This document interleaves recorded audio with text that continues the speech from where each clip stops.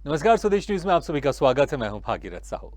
उत्तराखंड में धामी सरकार के 100 दिन पूरे हो गए हैं। इस खास मौके पर मुख्यमंत्री पुष्कर सिंह धामी ने स्वदेश न्यूज चैनल से खास बातचीत की। सीएम पुष्कर सिंह धामी ने कहा कि 100 दिन में सरकार ने वो फैसले लिए हैं जिससे प्रदेश के विकास को गति मिली है। उन्होंने ये भी कहा कि हर विभाग 10 सालों का रोड मैप बनाए कि क्या क्या काम किए जाएंगे। इसके अलावा सीएम पुष्कर सिंह धामी ने 2025 में मनाए जाने वाले प्रदेश के रजत जयंती वर्ष पर चर्चा करने के साथ कहा कि उत्तराखंड जल्द ही देश के सर्वश्रेष्ठ राज्य के रूप में जाना जाएगा। सूबे में वो योजनाएं लागू होंगी जो उत्तराखंड को सर्वश्रेष्ठ बनाएंगी। इसके अलावा सीएम धामी ने उत्तराखंड में निवेश, रोजगार के साथ ही और भी कई मुद्दों पर चर्चा की। धामी सरकार के 100 दिन पूरे होने पर मुख्यमंत्री पुष्कर सिंह धामी से एक्सक्लूसिव बातचीत की स्वदेश न्यूज चैनल उत्तराखंड के स्टेट हेड अवनीश जैन ने। हम बैठे हैं उत्तराखंड के ओजस्वी मुख्यमंत्री पुष्कर धामी जी के साथ, जिन्होंने एक रिकॉर्ड बनाया। आज तक जो कोई नहीं कर पाया वो धामी जी ने कर दिखाया। पहले कहते थे कि हार के जीतने वाले को बाजीगर कहते हैं, अब कहते हैं कि हार के जीतने वाले को पुष्कर धामी कहते हैं। तो आपको धामी जी पहले तो बहुत बहुत मुबारक कि आपने सफल 100 दिन पूरे किए। तो 100 दिन पूरे होने के बाद जैसा 2025 में हम लोग रजत जयंती मनाने वाले हैं, उसके लिए आपका क्या विजन है सर? जी धन्यवाद।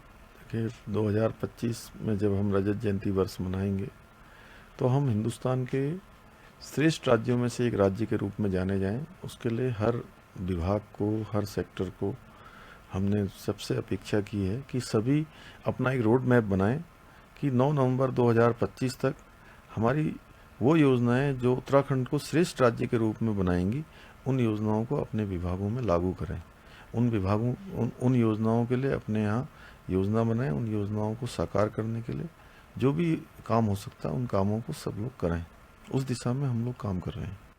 उसके लिए हमारा राज्य क्या तैयारी कर रहा है? क्या विभागों को क्या स्पष्ट निर्देश दिए गए हैं? हाँ, पहले हमने 3 सालों के जो हमारे रजत जयंती वर्ष के स्थापना दिवस के होंगे उसमें हमारी योजनाएं पूरी हो जाएं। उसके बाद अगले 10 सालों का एक रोड मैप हर विभाग बनाए कि 10 सालों में हम क्या क्या काम करने वाले हैं। इसलिए डे बाय डे के आधार पर हम आगे बढ़ेंगे। एक एक क्षण और एक एक पल हमारा बहुत ही उपयोगी है, बहुत ही महत्वपूर्ण है और बहुमूल्य है। उसके आधार पर हम आगे बढ़ेंगे।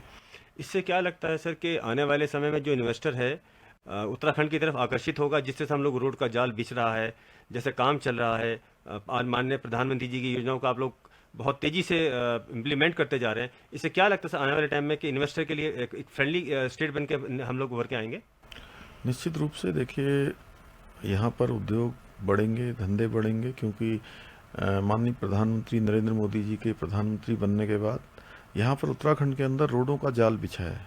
आज हम चाहे ऑल वेदर रोड हों, भारतमाला श्रृंखला की सड़कें हों, दिल्ली से देहरादून की सड़कें हों, हमारी दिल्ली से हरिद्वार की सड़क हो, हमारे यहाँ से उधम सिंह नगर को जोड़ने वाली हों, यहाँ से लेकर पिथौरागढ़ तरफ और यहाँ से लेकर बिल्कुल बद्रीनाथ जी तक, सभी तरफ, चारों तरफ, एक कोने से लेकर दूसरे कोने को जोड़ने का काम हुआ है। निश्चित रूप से ये हमारे लिए एक आने वाले समय में औद्योगिक क्रांति होगी।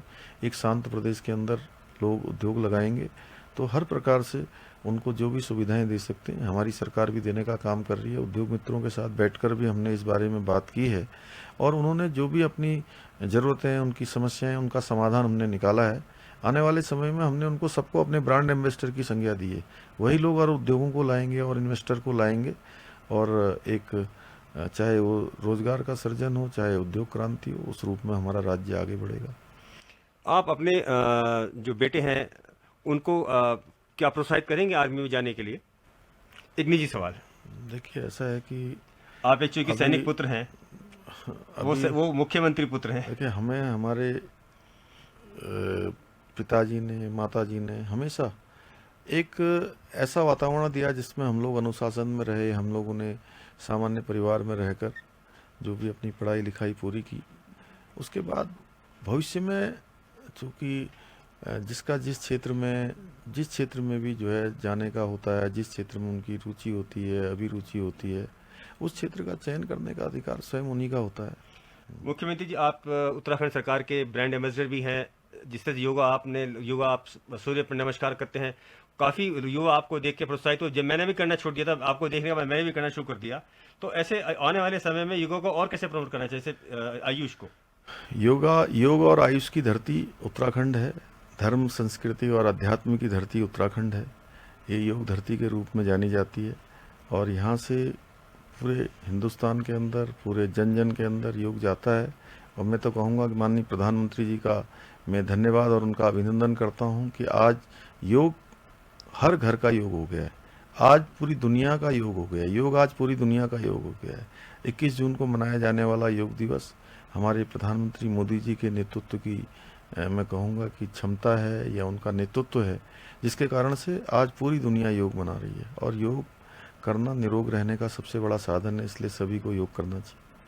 ये थे हमारे साथ उत्तराखंड के ओजस्वी मुख्यमंत्री श्री पुष्कर सिंह धामी जी, जिन्होंने हर सवाल का बड़ा बेबाकी से जवाब दिया, इतने सरल सवाल से जवाब दिया और बहुत मीडिया फ्रेंडली है। जिस हिसाब से तो मैं माननीय मुख्यमंत्री का हार्दिक धन्यवाद करता हूं कि इन्होंने हमें समय दिया।